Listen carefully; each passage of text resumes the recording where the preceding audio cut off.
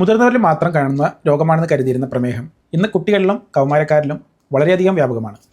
അതിൽ തന്നെ കൗമാരപ്രായക്കാരിൽ type 2 diabetes വർദ്ധിക്കുന്നതായും കാണാം. ഈ വിഷയങ്ങൾ ശ്രദ്ധയിൽപ്പെടുത്തുന്നത് അത്യാവശ്യമാണ്.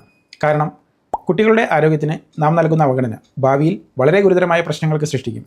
കുട്ടികളിലെ പ്രമേഹത്തിൻ്റെ ലക്ഷണങ്ങൾ എന്തൊക്കെയാണെന്നുള്ളതും അതുപോലെ കൗമാരപ്രായക്കാരിൽ ടൈപ്പ് 2 പ്രമേഹം വർദ്ധിക്കുന്നതിൻ്റെ കാരണങ്ങൾ എന്തെല്ലാമാണെന്നുമാണ് ഇന്ന് ഈ വീഡിയോയിൽ ഡിസ്കസ് ചെയ്യാൻ പോകുന്നത്. ഞാൻ ഡോക്ടർ അരുൺദാസ് വെളിയേറ്റ്.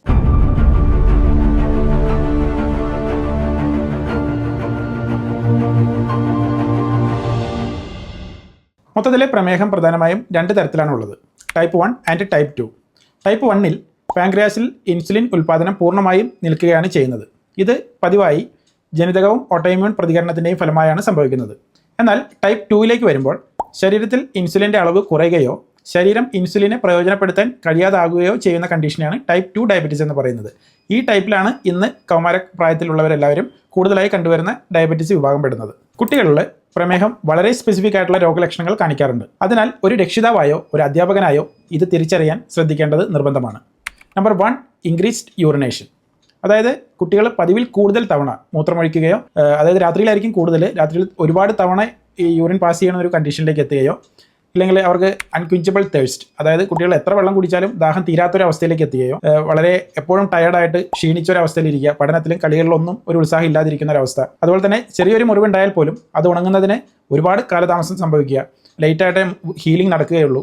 പിന്നെ ശരീരഭാരം മാർക്ക്ഡ് ആയിട്ടുള്ള വെയിറ്റ് ലോസ് സംഭവിക്കുകയോ കുട്ടികൾക്കുണ്ടെങ്കിൽ അതെല്ലാം നമ്മൾ വളരെയധികം ശ്രദ്ധിക്കേണ്ട കാര്യങ്ങളാണ്. ഇതൊക്കെയാണ് പ്രമേഹമുള്ള കുട്ടികളിൽ സ്പെസിഫിക്കായി കാണുന്ന രോഗലക്ഷണങ്ങൾ. ഇന്ന് ടൈപ്പ് 2 പ്രമേഹത്തിൻ്റെ എണ്ണം കുട്ടികളിൽ ഇത്തരത്തിൽ ഉയരുന്നതിന് വളരെ ഗൗരവമുള്ള കാര്യം തന്നെയാണ്. ഇതിന് പല കാരണങ്ങളുണ്ട്. പ്രധാന കാരണങ്ങളിൽ ഒന്നാമത്തെ കാരണം എന്ന് പറയുന്നത് അൺബാലൻസ്ഡ് ആൻഡ് അൺഹെൽത്തി ഡയറ്റ് എന്നാണ്. അതായത് അസന്തുലിതമായ ഭക്ഷണ രീതി, പുറത്തുനിന്ന് വാങ്ങിക്കഴിക്കുന്ന junk foods, soft drinks, chocolates, കൂടാതെ പ്രോസസ്ഡ് ഫുഡ് തുടങ്ങിയവ കുട്ടികൾ സ്ഥിരമായി കഴിക്കുന്നത് ഈ ഡയബറ്റീസിലേക്ക് ലീഡ് ചെയ്യുന്നതിന് പ്രധാന കാരണമാണ്. കൂടാതെ ഇന്നത്തെ ജീവിതശൈലി, ഫോണിൻ്റെയും ഗെയിമിംഗ് ഡിവൈസസിൻ്റെയും കൂടാതെ ലാപ്ടോപ്പ്, ടാബ്ലറ്റ്സ് തുടങ്ങിയവയുടെ ഉപയോഗം വളരെ കൂടുതലാണെന്ന്. അതേപോലെ തന്നെ അമിതമായ അളവിലുള്ള സ്ക്രീൻ സമയം, ആഴ്ചയിൽ 10-12 മണിക്കൂറിന് മുകളിൽ സ്ക്രീൻ ഉപയോഗിക്കുന്ന കുട്ടികളുടെ BMI, അതായത് ബോഡി മാസ് ഇൻഡെക്സ് വർദ്ധിക്കുകയും ഇത് പ്രമേഹത്തിലേക്ക് ഉളവാക്കുകയും ചെയ്യുന്നു. ഇതെല്ലാം കൂടാതെ ജനറ്റിക് ആയിട്ടുള്ള കുട്ടികളിലെ പ്രമേഹം വരാനുള്ള ചാൻസ് കൂടിയുണ്ട്.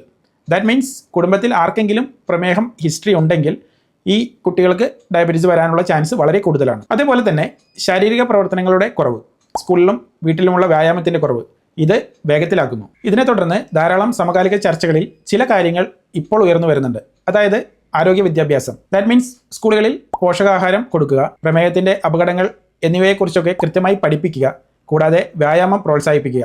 എല്ലാ വിദ്യാർത്ഥികൾക്കും സ്കൂളിലെ ദിവസേന ഏതെങ്കിലും ശാരീരിക പ്രവർത്തനം നിർബന്ധമാക്കുക. മൊബൈൽ ഓർ ടെക്നോളജി നിയന്ത്രണം, അതിനുവേണ്ടി രക്ഷിതാക്കൾക്കും കുട്ടികൾക്കുമുള്ള ഡിജിറ്റൽ ഡീടോക്സ് പ്രോഗ്രാമുകൾ നടത്തുക. ഭക്ഷണ പരിഷ്കാരങ്ങൾ, അതായത് ജങ്ക് ഫുഡ്സ് സ്കൂളിലും വിറ്റഴിക്കുന്നതും നിയന്ത്രിക്കുന്നതിനുള്ള നിയമങ്ങളും പുനഃപരിശോധിക്കുക. ഇതിൻ്റെ എല്ലാം ലക്ഷ്യമെന്ന് പറയുന്നത് കുട്ടികൾക്ക് വേണ്ട ആരോഗ്യപരമായ ഒരു എൻവയോൺമെൻറ്റ് ഉണ്ടാക്കുക എന്നതാണ്. രക്ഷിതാക്കൾ വളരെ ഗൗരവത്തോടെ നോക്കിക്കാണേണ്ട ഒരു വിഷയമാണ് കുട്ടികളുടെ പ്രമേഹം.